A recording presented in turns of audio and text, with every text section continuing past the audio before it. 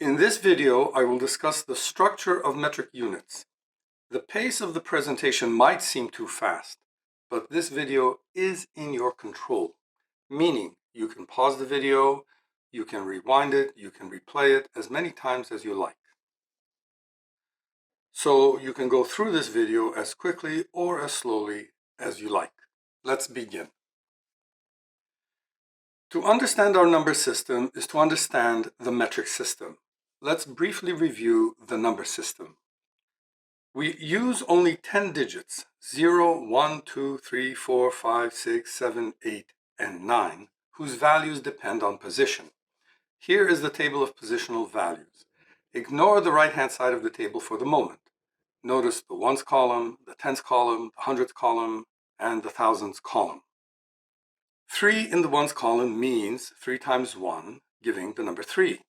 3 in the tens column means 3 times 10, giving the number 30, and so on. Each column shift to the left is a multiplication by 10. Now, if you put 3 in the thousands column, I have 3 times 1,000, giving the number 3,000. 3 in the hundredths column means 3 times 100, giving the number 300, and so on.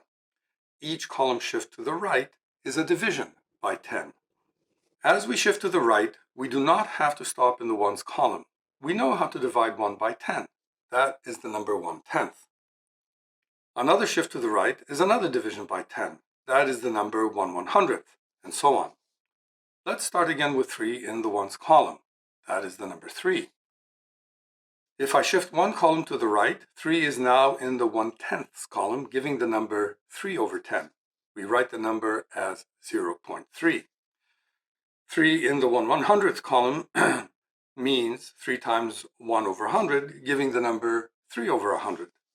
We write this number as 0.03, and so on.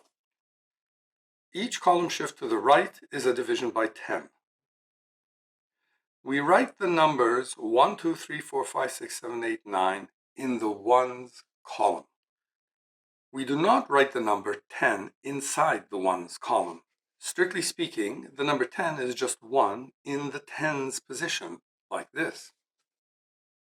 However, we do not usually have a number table around, so when writing on blank paper, we have to give some indication of what position we have in mind. We do this by always starting in the ones position and working left. So the number 10 means no ones and 1/10. The number 100 is 0 in the ones column, 0 in the tens column, and 1 in the hundredths column. In the right-hand side of the table, we write the number 3 over 1,000 by putting 0 in the ones column, 0 in the 1/10th column, 0 in the 1/100th column, and 3 in the 1/1000th column, like this. In the number table, the number 103 looks like this, but on a blank sheet of paper, it has to look like this. One problem remains. Without the number table, where is the ones column? For example, what is the number 125? It could mean 125 over 1,000, or it could mean 1 and 25 over 100, or it could mean 12 and 5 over 10, or it could mean 125. To prevent mass confusion, we have to somehow indicate where the ones position is. If the decimal point is not written, we assume the number is whole. So 125 means the whole number 125. If you mean something else, you have to say so by putting the decimal point where it belongs. Which brings us to the metric system. The only difference between the number table and the metric table is that the metric table uses Greek and Latin number words. Well, except for the ones position, which takes the name of whatever unit of measure we are considering. Let's talk about the unit of weight, the gram. The number table now looks like this. The Greek word for 10 is deca. The usual abbreviation is DA, but I don't like it, so I will use capital D. 1 decagram equals 10 grams. Hecto means 100, so 1 hectogram equals 100 grams. Kilo means 1,000, so 1 kilogram equals 1,000 grams. 1 gram in the metric table looks like this. 5 grams in the metric table looks like this. And 9 grams in the metric table looks like this. 10 grams in the metric table looks like this. We write metric units exactly the way we write numbers. At this moment, we see two facts at the very same time. We see 10 grams and we see 1 decagram. No conversion necessary. Let's see another example. Do not write 25 grams like this. Instead, write it as you would write the number 25, like this. Written as a number, you see two facts at the very same time. You see 25 grams and you see 2 decagrams and 5 grams. Really, there is a third obvious fact. 2 decagrams plus 5 grams equals 25 grams. No conversion is necessary. Suppose you have 4 objects with the following weights: 3 kilograms, 1 hectogram, 2 decagrams, and 5 grams. What is the total weight in grams? The usual procedure is to convert all units into grams. So 3 kilograms equals 3,000 grams, 1 hectogram equals 100 grams, 2 decagrams equals 20 grams, giving the total 3,125 grams. But none of this is necessary. Just put each unit in the table. 3 goes in the kilograms column, 1 goes in the hectograms column, 2 goes in the decagrams column, and 5 goes into the unit column. 3,125 grams now stares you in the face. No conversions. In fact, we see much more than that, but it requires a small explanation. Suppose we weigh some object and find that it measures 125 grams. By giving the weight in grams, we're saying that our unit is the gram and we're counting in grams. 1 gram, 2 grams, 3 grams, and so on until 125 grams. If the gram is our unit, we put the decimal point immediately to the right of the gram, between the gram and the decigram. Suppose now we want to convert 125 grams into decagrams. Since every 10 grams equals 1 decagram, we divide 125 by 10, so 125 grams equals 12.5 decagrams. Easy enough. But there is another way to think about this. By converting to decagrams, we are saying that we want to count not in grams, but in decagrams. 1 decagram, 2 decagrams, 3 decagrams, and so on. To make the decagram our unit of account, just move the decimal point to the left so that it now sits between the decagram and the gram. Instead of 125 grams, we instantly see 12.5 decagrams. Suppose you want to express 125 grams in hectograms, making the hectogram the ones position. All right, just move the decimal point so it sits between the hectogram and the decagram, showing the hectogram to be our new unit. 125 grams equals 1.25 hectograms. By the same logic, 125 grams equals 0.125 kilograms. Going the other way, 125 grams equals 1,250 decigrams, 12,500 centigrams, 125,000 milligrams. In other words, instead of calculating conversions, just use the decimal point to indicate which metric unit is in the ones position. Earlier, we looked at 3 kilograms plus 1 hectogram plus 2 decagrams plus 5 grams. Just by putting those numbers in their correct table positions, we immediately saw they make up 3,125 grams. We now know that 3,125 grams is also 312.5 decagrams and 31.25 hectograms and 3.125 kilograms. No conversions necessary. Of course, it all works exactly the same way with fractions of a gram on the right side of the table. Suppose you have 3,125 milligrams. Instantly, we see this is 312.5 centigrams, 31.25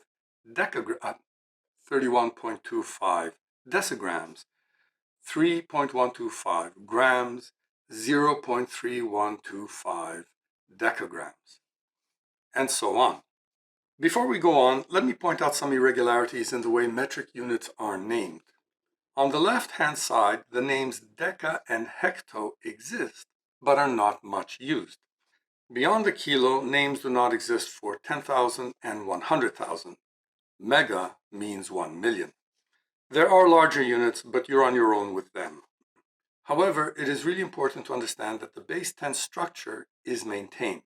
Therefore, we write 123 kilograms like this. On the fraction side of the table, the decimilli and centimilli units exist, but are not much used. Let's work a few typical problems which I take from the New York State Common Core curriculum. Exercise 1. The first distance is 2 kilometers, 608 meters. The second distance is 3 kilometers, 412 meters. Find the sum of the two distances. Common Core walks you through two elaborate strategies for doing the sum. You don't need either one. Put 2 kilometers, 608 meters into the metric table like this. Now put 3 kilometers, 412 meters into the metric table like this. And you have only to add the numbers in the usual way, which you can express as 6,020 meters or 602 decameters or 60.2 hectometers or 6.02 kilometers. You can express the sum as 6 kilometers to decameters, or you can express the sum in the form of the original distances 6 kilometers, 20 meters, which is probably what they want. You can just read the result from the table in whatever form you like. Exercise 2. Add 5 kilometers and 2,500 meters. 5 kilometers goes into the metric table like this. 2,500 meters goes into the metric table like this. Add the numbers. You can read the result as 7 kilometers, 500 meters. Exercise 3. Subtract 2 kilograms, 250 grams from 10 kilograms. As before, this is a simple exercise in arithmetic. 10 kilograms goes into the metric table like this, 2 kilograms, 250 grams like this. Now we subtract in the normal way.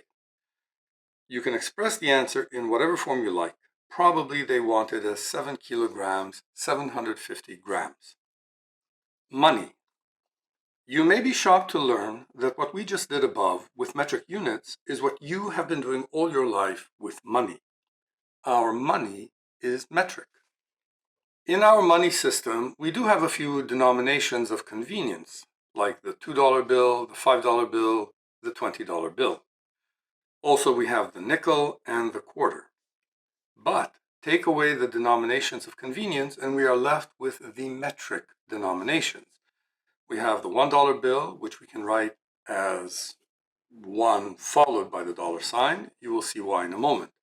The $10 bill, which could be called the decadollar, the $100 bill or hectodollar, and the $1,000 bill, the kilodollar. On the fraction side, we have the dime or decidollar and the penny or centidollar. Now, suppose you open a drawer and discover an envelope with the following denominations: 3 kilodollars, 1 hectodollar, 2 decadollars, and $5. What am I really saying? I'm saying you have 3 $1,000 bills, 1 $100 bill, 2 $10 bills, and 5 $1 bills. If you want to add them up, would you start converting one denomination into another? Of course, nobody does that. In fact, we do the equivalent of putting those denominations into the metric table. So, 3 kilodollars, 1 hectodollar, 2 decadollars, and $5. Immediately, you see $3,125. No conversions. Now, let's ask some textbook type questions. Suppose you want to convert $3,125 into as many $10 bills as possible. How many $10 bills would you get? We are converting dollars into decadollars. Move the decimal point one position to the left and your answer is 312.5, meaning you would get 312 $10 bills with $5 left over. By the same logic, you could convert $3,125 into 31 $100 bills with $25 remaining. Finally, from $3,125, you would get 3 $1,000 bills with $125 remaining. Going in the other direction, how many dimes would you get for $3,125? We're asking how many decidollars. Move the decimal point one position to the right, and the answer is 31,250 dimes. Finally, you could get 312,500 centidollars, or pennies, if you wanted them. Let's try another money exercise. John has in his pocket 7 decadollars, 3 decidollars, and 4 centidollars. Ted has in his pocket 5 decadollars, $6, 5 decidollars, and 8 centidollars. How much more money does John have than Ted? Using the metric table, John has 7, 3, and 4, so he has $70.34. Ted has 5, 6, 5, and 8, so he has $56.58. Now, we do a simple subtraction and discover John has $13.76 more than Ted. And that is how the metric system works. The end.